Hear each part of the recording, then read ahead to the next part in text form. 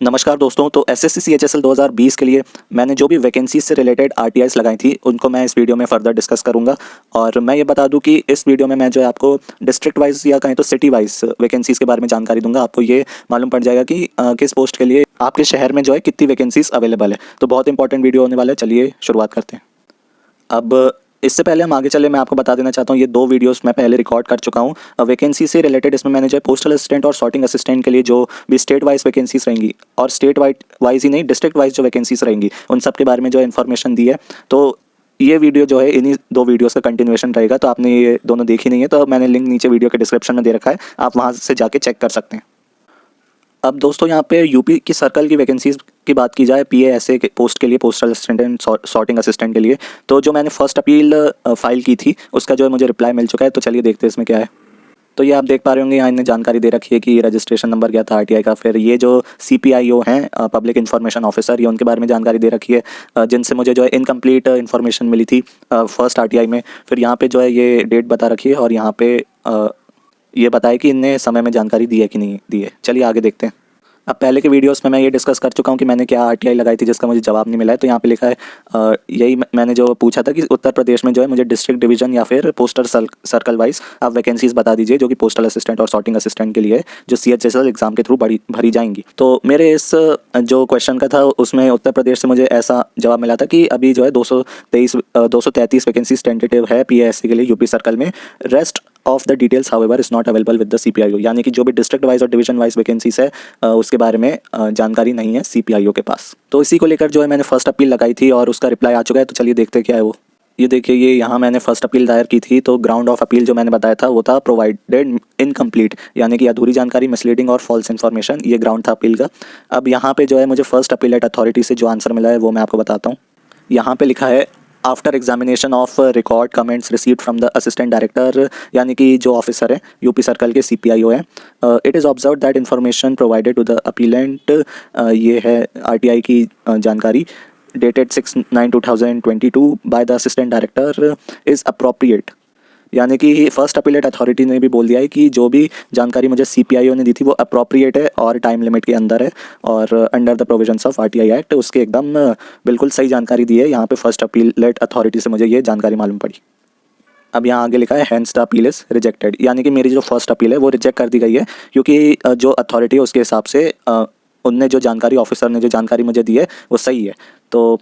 तो कुछ ऐसा रिप्लाई मुझे मिला उत्तर प्रदेश से। अब इसके खिलाफ जो है मैं आगे भी अपील कर सकता हूँ, सेकंड अपील में कर सकता हूँ, दिल्ली में चीफ इंफॉर्मेशन कमीशन है उसमें। लेकिन सेकंड अपील करने का मतलब कोई फ़ायदा होगा नहीं क्योंकि जो है आरटीआई एक्ट के अनुसार सीआईसी के कोई टाइम लिमिट के अंदर नहीं है कि उन्हें इतने दिन में मुझे जवाब देना ही होगा। सीआईसी को जब लगे वो इसके बारे में इंक्वायरी कर सकती है। इसमें साल भर का भी समय लग सकता है, 2 साल भी लग सकते हैं और 10 साल भी लग सकते हैं। कोई सीआईसी इसके ऐसे टाइम बाउंड नहीं है कि इतने में उन्हें जवाब देना ही है। तो यहाँ पे जो भी उत्तर प्रदेश के एस्पिरेंट्स थे जिनको पोस्टल असिस्टेंट और सॉर्टिंग असिस्टेंट की डिस्ट्रिक्ट वाइज वैकेंसी जाननी थी, वो अब जो है उनको जो है ये इन्फॉर्मेशन नहीं मिल पाएगी। अगर कोई भी सेकंड अपील का अपडेट रहता है, जल्दी आ जाता है, तो मैं उसको लेकर एक वीडियो बना दूंगा। लेकिन फिलहाल के लिए अभी जानकारी अवेलेबल कराने से ऑफिस नहीं मना कर दिया, खुद सर्कल ऑफिस नहीं मना कर दिया है, तो मैं आपको नहीं दे सकता। अब आप लोग क्या कर सकते हैं जिनको वैकेंसीज़ के बारे में पता करनी है, क्योंकि बहुत ज़रूरी रहता है ये बात, क्योंकि पोस्टल असिस्टेंट और सॉर्टिंग असिस्टेंट की पोस्ट जो है वो इसलिए एस्पिरेंट्स ऑप्ट करते हैं क्योंकि होम पोस्टिंग के ज़्यादा चांसेस रहते हैं। तो वैकेंसीज़ जानना तो ये एक अधिकार ही है। तो अब वो इसको लेके क्या कर सकते हैं, तो यहाँ मैंने बताया कि सेकंड अपील फाइल कर दी गई, ये मैंने आपको बता दिया, लेकिन कोई टाइम लिमिट नहीं है, तो आप इस पर रिलाई मत करिएगा। अगर आपको इन्फॉर्मेशन चाहिए तो आप ऑफलाइन चले जाइए, ऑफलाइन एक आरटीआई लगाइए लखनऊ के सर्कल ऑफिस में। अगर आप लखनऊ में रहते हैं या पास ही में रहते हैं लखनऊ सर्कल ऑफिस के, तो आप वहाँ पर ऑफलाइन जाइए और वहाँ पर आरटीआई लगाइए, तो शायद कुछ हो सकता है। एक बार आप ट्राई करके देखिए, क्योंकि बाकी यहाँ तो मतलब ऑनलाइन में यहाँ पे उन्होंने रास्ता जो है अपना दरवाज़ा बंद कर दिया कि हमारे पास नहीं है जानकारी। तो आप ऑफलाइन एक बार ट्राई करके पता लगा सकते हैं। 10 रुपये लगते हैं, उतना ज़्यादा कोई चार्ज नहीं है, और कोई एडिशनल पे लगेगा तो उसके सिर्फ 2 ही रुपये लगेंगे। तो कोई इसमें फाइनेंशियल ओवरलोड नहीं है, आप आराम से जो है जाके लगा सकते हैं। अब आगे जो है कर्नाटक की वैकेंसी के बारे में बात करें तो यहाँ पे ये जो है अभी अंडर प्रोसेस है। यहाँ पे लिखा है स्टेटस मैं बताऊँ तो appeal forwarded to concern first appellate authority, यानी अपील फॉरवर्ड कर चुकी है और अभी प्रोसेस में ही है। तो कर्नाटक का अभी टास्क अंडर प्रोसेस है, तो वेट करते रहिए, कोई अपडेट मिलेगा तो मैं वीडियो बना दूँगा। अब आगे जो है मैंने इस पोस्ट के लिए जो है आरटीआई लगाई थी, डिपार्टमेंट जो ऑफिस वाइज वैकेंसीज है उसके लिए। तो ये है मिनिस्ट्री का नाम, ministry of communication, department of post ही है ये, पीए एडमिनिस्ट्रेशन, यानी जो है यहाँ पे आपको सीधा जो सर्कल ऑफिस है या रीजनल ऑफिस है उसी में पोस्टिंग मिलेगी और आपको एडमिनिस्ट्रेशन से रिलेटेड काम करना होगा। ये यहाँ पे जो है CHSL में जो टेंटेटिव वैकेंसीज थी उसके बारे में ये जानकारी यहाँ पे दे रखी है। यहाँ आप देख पा रहे होंगे ministry of communications, department of post, PA administration, ये एलडीसी की पोस्ट है, ये ध्यान रखिएगा। यहाँ पे पीए भले ही लिखा है लेकिन जो है ये एलडीसी की पोस्ट है, 1900 ग्रेड पे की जॉब रहेगी यहाँ लिखा है, और कलर ब्रांड कैंडिडेट्स एलिजिबल हैं इस पोस्ट के लिए। यहाँ पे जो है नंबर ऑफ पोस्ट कुछ इस प्रकार बता रखी है, 107 जो है वो यूआर के लिए है, फिर 40 जो है एससी के लिए आई थिंक, फिर 20 जो है वो एसटी के लिए है, फिर 74 जो है वो ओबीसी के लिए है, और यहाँ पे जो है 27 जो है ईडब्ल्यूएस के लिए वैकेंसीज है, और टोटल वैकेंसीज 268 है। तो इसमें भी काफ़ी सारी वैकेंसीज है डिपार्टमेंट ऑफ पोस्ट में। और ये आप हॉरिजॉन्टल रिजर्वेशन वालों की वैकेंसी देख पा रहे होंगे। तो चलिए देखते हैं इसका क्या रिप्लाई मिला मुझे। ये आप देख पा रहे होंगे, ये लेटर मिला था मुझे। चलिए आगे चलते। तो ये है यहाँ पे टेंटेटिव वैकेंसीज़, ये आप देख पा रहे होंगे इनने अल्फ़ाबेटिकल ऑर्डर में जो है कर रखा है। तो आंध्र प्रदेश में जो है वो 6 वैकेंसीज है, फिर असम में कोई भी वैकेंसी नहीं है, बिहार पटना में जो है 3 वैकेंसीज है, एक यूआर की है, फिर छत्तीसगढ़ रायपुर में जो है 2 है, फिर दिल्ली में जो है 6 वैकेंसीज है, फिर हरियाणा में 2 है, और नहीं गुजरात में 2 है, माफ़ कीजिएगा, फिर हरियाणा अम्बाला में जो है वो 3 वैकेंसीज है। तो यहाँ पे जो है ऑफिस के यहाँ पे नाम भी दे रखे हैं कि कौन सी सिटी में पड़ेगा ऑफिस, जैसे आंध्र प्रदेश का विजयवाड़ा में पड़ेगा, असम में गुवाहाटी में, फिर बिहार का जो है पटना में पड़ेगा, छत्तीसगढ़ का रायपुर में, दिल्ली का दिल्ली में ही रहेगा। ऐसे आप अपने यहाँ पे शहर भी देख सकते हैं। चलिए आगे देखते हैं। अब यहाँ हिमाचल प्रदेश में बता रखा है सुंदरनगर में ऑफिस पड़ेगा, 1 वैकेंसी है, जम्मू कश्मीर में जम्मू में ऑफिस है, यहाँ 2 वैकेंसी है, फिर झारखंड के रांची में है, यहाँ 6 वैकेंसीज है, फिर कर्नाटक के बेंगलोर में जो है वहाँ पे 30 वैकेंसीज है, फिर त्रिवेंद्रम केरला में जो है 11 है, नागपुर महाराष्ट्र में 65 है, फिर नॉर्थ ईस्ट में जो है वो एक ही ऑफिस है, एक आसाम को छोड़ के, तो वो शिलोंग में पड़ेगा, यहाँ 8 वैकेंसीज है, फिर ओडिशा के कटक में जो है 12 है, पंजाब के कपूरथला में जो है वो 16 है, राजस्थान जयपुर में 9 है। ये आप कैटेगरी वाइज देख पा रहे होंगे। फर्स्ट कॉलम है यूआर का, फिर आई थिंक जो है ओबीसी का है, फिर एससी का है, एसटी का है, और फिर ईडब्ल्यूएस का है, तो इसका ध्यान रखिएगा। यहाँ पे आगे देखें तो तमिलनाडु के चेन्नई में जो है 36 वैकेंसीज है, और तेलंगाना में जो है वो 2 वैकेंसीज है, फिर तेलंगाना का ऑफिस हैदराबाद में रहेगा। उत्तर प्रदेश के लखनऊ में जो है 15 वैकेंसीज है, और उत्तराखंड के देहरादून में 5 है, और वेस्ट बंगाल में जो है वो 16 है। तो यहाँ पे टोटल जो है 268 वैकेंसीज आ रही है। ये 268 वैकेंसीज जैसा हमने पहले देखा था, यहाँ पे ये यहाँ भी 268 है, तो मतलब ये इसी ऑफिस की वैकेंसीज है। तो ये आपको मालूम पड़ गया होगा कि इसकी वैकेंसीज और सिटी के बारे में आपको मालूम पड़ गया होगा। चलिए आगे देखते हैं।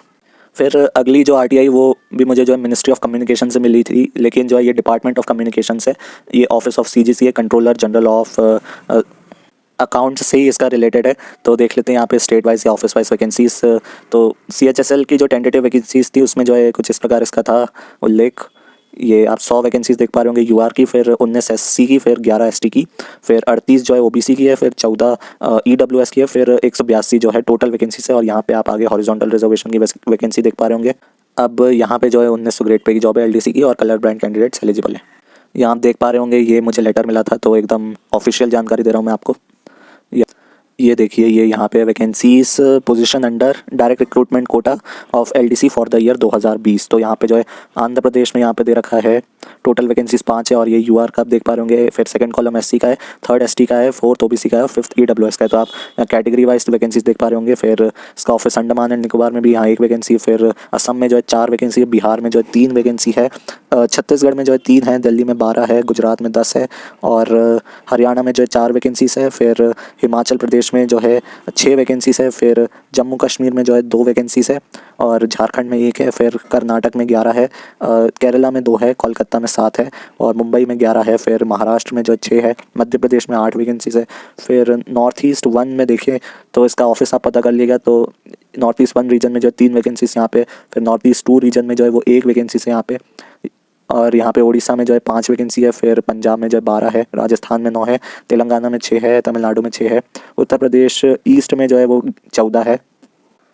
तो और आगे देखें तो उत्तर प्रदेश वेस्ट में जो है 8 वैकेंसी है, फिर उत्तराखंड में जो है वो 3 है, फिर वेस्ट बंगाल में जो है 9 है, फिर NICF, CGCA और DOT हेडक्वार्टर। तो ये सब ऑफिस मेरे ख्याल से दिल्ली में ही पड़ेंगे। तो उसकी वैकेंसीज कुछ इस प्रकार है, ये 4, 3 और 3। तो आप कैटेगरी वाइज भी देख सकते हैं वैकेंसीज, और यहाँ पे टोटल बता रखा है 182 यहाँ पे बता रखा है टोटल वैकेंसीज, जो कि जो है यहाँ से बिल्कुल मैच कर रही है, यानी कि ये इस डिपार्टमेंट की वैकेंसीज है। तो इस डिपार्टमेंट का भी आपको जो है स्टेट वाइज कहें या तो सिटी वाइज, क्योंकि सीजीसीए के जो है ज़्यादा ऑफिसर्स नहीं रहते हैं, एक स्टेट में जो है 1 से 2 ही रहते हैं, तो मेन जो है आपको मेन कैपिटल में इसका ऑफिस देखने को मिल सकता है। तब भी आप एक बार कंफर्म कर लीजिएगा अपने श्योरिटी के लिए। तो चलिए गाइस, इस वीडियो में हमने जो है वो पीएसए की वैकेंसीज जो उत्तर प्रदेश और कर्नाटक में जो है उसके बारे में डिस्कस किया, और जो है हमने सीजीसीए की वैकेंसीज देखी स्टेट वाइज और शहर वाइज कह लीजिए। फिर इसके बाद हमने जो है पीए एडमिनिस्ट्रेशन में जो एलडीसी की पोस्ट है उसके बारे में जो है आरटीआई का आपने रिप्लाई देखा। तो दोस्तों, इसी के साथ ही है इस वीडियो का अंत, और उम्मीद करता हूँ आपको जो है ये जानकारी अपने पोस्ट को सिलेक्ट करने में मदद करेगी। तो चलिए गाइस, इसी के साथ ही इस वीडियो का अंत। Thank you guys for watching this video and I will see you next time.